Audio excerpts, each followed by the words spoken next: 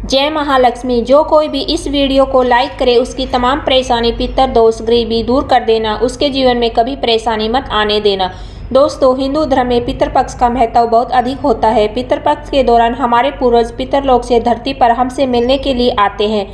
हमारे द्वारा उनके लिए किए जाने वाले श्राद्ध, तर्पण तथा पिंडदान आदि कार्यों से संतुष्ट होकर वह हमें आशीर्वाद प्रदान करते हैं। पितरपक्ष के दौरान मनुष्य को पितरों की संतुष्टि के लिए कर्म तथा दान धर्म करना चाहिए। श्री कृष्ण कहते हैं, जिस मनुष्य को उसके पितरों का आशीर्वाद प्राप्त होता है उसके कुल का गौरव सदैव बढ़ता है। ऐसा मनुष्य कभी गरीब दरिद्र नहीं रहता है। इस साल पितरपक्ष 17 सितंबर से शुरू हो गए हैं, 2 अक्टूबर को समापन हो जाएगा। पितरपक्ष 16 दिनों तक चलते हैं। इस दौरान मनुष्य को पितरों की संतुष्टि के लिए ये उपाय अवश्य करने चाहिए।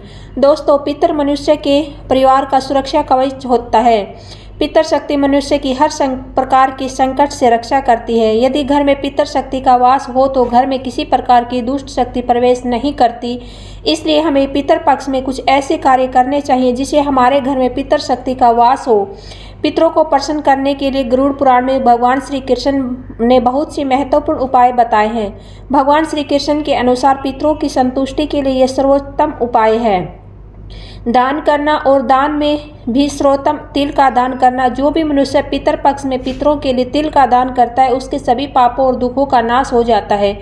इसके अलावा पितर पक्ष में आप अपने पितरों की संतुष्टि के लिए वस्त्र आदि का दान अवश्य करें। यदि गाय का दान किया जाए तो कई गुना अधिक फलों की प्राप्ति होती है। दोस्तों, हमारे प्राचीन धर्म ग्रंथों में गाय को एक अत्यंत महत्वपूर्ण और पवित्र पशु माना जाता है।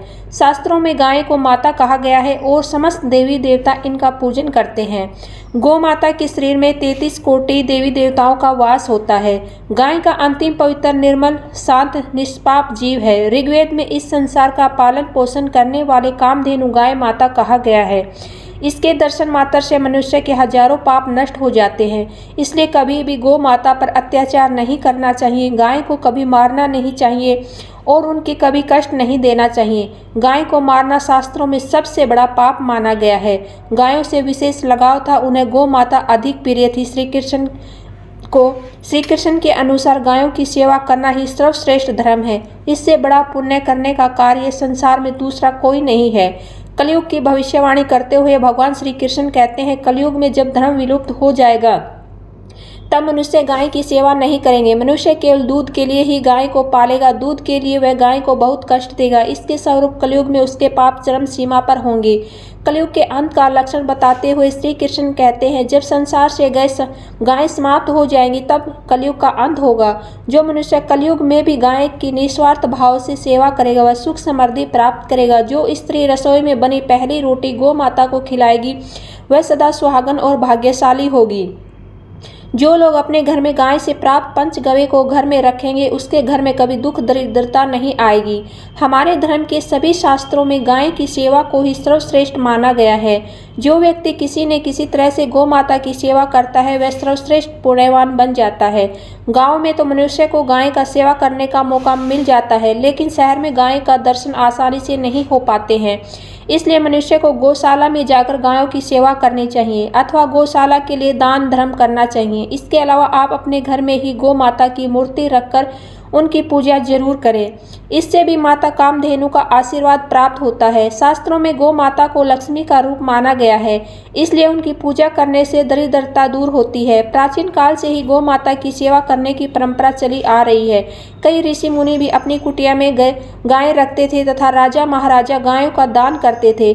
गायों के दान के सबसे बड़ा दान कहा गया है। गाय का दान करने से सभी जनों के पाप नष्ट हो जाते हैं और मनुष्य को मोक्ष की प्राप्ति होती है। आज हम आपको गौ माता के संबंध में बहुत महत्वपूर्ण बातें बताने जा रहे हैं। गाय की पूजा कैसे करनी चाहिए, गाय को कौन सी चीज़ खिलाने से सफलता मिलती है तथा गाय के किस अंग को छूने से दरिद्रता दूर होती है। गाय के बारे में हमारे शास्त्रों में बहुत सी महत्वपूर्ण ज्ञान दिया गया है। हमारे अत्यंत पूजनीय गौ माता के बारे में आप सभी को ये बातें अवश्य जान लेनी चाहिए। इससे आपके जीवन से सभी कष्ट दूर होंगे। दोस्तों, कई बार महिलाएं जाने अनजाने में गाय को कुछ चीज़ खिला देती हैं जिससे महालक्ष्मी दूसरों को क्रोधित हो जाती हैं। शास्त्रों में कहा गया है कि ये चीज़ गाय को कभी नहीं खिलानी चाहिए। इससे मनुष्य के जीवन में दुर्भाग्य आता है उसे किसी भी कार्य में सफलता नहीं मिलती है। तो चलिए जानते हैं वह कौन सी चीज़ें हैं। सबसे पहली बात, गौ माता के दर्शन करना बहुत ही शुभदायक होता है। शास्त्र कहते हैं रोज सुबह गाय के दर्शन होने से पुण्य की प्राप्ति होती है और सुबह गोबर के दर्शन होने से लक्ष्मी की प्राप्ति होती है। अगर किसी महत्वपूर्ण कार्य से जा रहे हैं और अचानक ही गौ माता आपके रास्ते में आ जाती है तो वह कार्य निश्चित ही सफल हो जाता है। किसी भी यात्रा पर निकलते समय अगर गौ माता के दर्शन हो जाए तो वह यात्रा सुखपूर्ण रूप से पूर्ण हो जाती है। इसमें कोई आश्चर्य नहीं है। ज्योतिष शास्त्र के अनुसार कुंडली में पितर दोष हो तो अन्य उपाय के साथ साथ गौ माता को प्रतिदिन रोटी और घास खिलाने से लाभ होता है और पितर दोष से मुक्ति मिलती है। इसी तरह कुंडली में यदि शनि की साढ़े तो हर शनिवार और अमावस्या को काले रंग की गाय को घास और रोटी खिलाएं और उसकी पूजा करें। इससे शनि दोष कम होता है। गौमूत्र यानी गाय का मूत्र बहुत ही उपयोगी, पवित्र, स्वास्थ्य की दृष्टि से बहुत ही हितकारी होता है। आध्यात्मिक दृष्टि से तो गौमूत्र का ही महत्व वैज्ञानिक और स्वास्थ्य की दृष्टि से भी बहुत से लाभ बताए गए हैं। गौमूत्र में बहुत से खनिज पदार्थ और स्वास्थ्यवर्धक तत्व होते हैं जो हमारे शरीर की शुद्ध करते हैं और बहुत से रोगों से भी बचाते हैं। साथ ही गौमूत्र छिड़कने से वातावरण में शुद्धता और पवित्रता व्याप्त होती है। इसलिए हमारे शास्त्रों में शरीर को निरोगी रखने के लिए प्रतिदिन गौमूत्र का सेवन करने के लिए कहा गया है। ज्योतिष शास्त्र के अनुसार घर में सबसे पहली रोटी निकालकर गाय को खिलाना शुभ माना जाता है। अगर आपकी कुंडली में बुध ग्रह कमजोर है या आपको किसी कारण दुष्प्रभाव झेलने पड़ रहे हैं तो बुधवार के दिन गाय को हरा चारा खिलाना शुरू कर दे। इससे बुध से जुड़े दुष्प्रभाव दूर होंगे और आपको तमाम समस्याओं का हल मिल जाएगा। अगर कुंडली में मंगल दोष है के कारण आपके जीवन में कई तरह की परेशानियां हैं तो लाल रंग की गाय की सेवा करें। मंगलवार के दिन गाय का पूजन करें और उसे गुड़ और चने आदि खिलाएं। बृहस्पतिवार ग्रह को जीवन के सभी मांगलिक कार्यों का कारक माना जाता है। ऐसे में अगर किसी व्यक्ति के जीवन में विवाह मांगलिक कार्यों में विघ्न निर्माण हो रहे हैं तो उन लोगों को कुंडली में बृहस्पति ग्रह की स्थिति मजबूत करने के लिए रोटी पर गुड़ और चने रखकर गाय को खिला देना चाहिए। इससे आपको शुभ परिणाम प्राप्त होंगे। अगर घर में अशांति है, लड़ाई झगड़े होते रहते हैं, घर में सुख शांति बनाए रखने के लिए गाय के गोबर से बने उपले को जलाना चाहिए और उसकी धुआं संपूर्ण घर में फैलाना चाहिए। इससे घर की नकारात्मक ऊर्जा नष्ट होती है और सकारात्मक ऊर्जा में वृद्धि होती है। गाय के दूध, दही, घी, गोबर और गौमूत्र से बनने वाले मिश्रण को पंचगव्य कहते हैं। पंचगव्य को पापनाशक कहा जाता है और हिंदुओं की एक धार्मिक विधि प्रायश्चित करने में इसका उपयोग किया जाता है। पंचगव्य को बनाने वाली सभी वस्तुएं अत्यंत उपयोगी होती हैं जो स्वास्थ्य के लिए लाभदायक तो है ही, औषधि गुणों से भी भरपूर है। दोस्तों, अगर आपके दरवाजे पर गौ माता आती है तो उसे बिना रोटी खिलाए जाने मत देना, नहीं तो आपको दुर्भाग्य का सामना करना पड़ेगा। क्योंकि जिसके दरवाजे से बिना कुछ खाए लौट जाती है गाय, उसके घर से लक्ष्मी भी चली जाती है।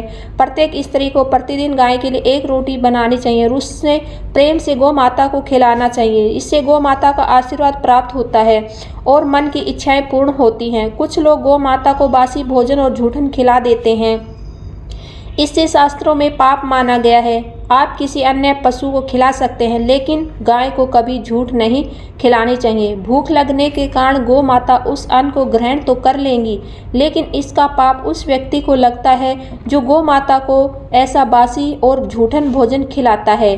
गाय एक शाकाहारी पशु है, इसलिए गाय के भोजन में कभी मांस, अंडे चीज नहीं डालनी चाहिए। ऐसा करने से महापाप लगता है। हेलो दोस्तों, आज की मेरी वीडियो आप लोगों को कैसी लगी? जो गाय के बारे में हमने उपाय बताए हैं वो एकदम सटीक और लाभदायक होते हैं। अगर आप इनमें से कोई भी करना चाहे तो बेझिझक आप कर सकते हैं। अगर आपको वीडियो पसंद आए तो लाइक, कमेंट, शेयर जरूर कीजिएगा। चैनल को सब्सक्राइब करना ना भूलिएगा। मिलते रहेंगे हम आपको रोज एक नई जानकारी के साथ, एक नए वीडियो के साथ। अब हम वीडियो को यहीं पे खत्म कर रहे हैं। कल फिर एक इसी उम्मीद से कि आपको वीडियो पसंद आएगा, एक और नई जानकारी आपके साथ शेयर करेंगे। तो मिलेंगे आपसे बहुत ही जल्द। जय महालक्ष्मी, जय महालक्ष्मी।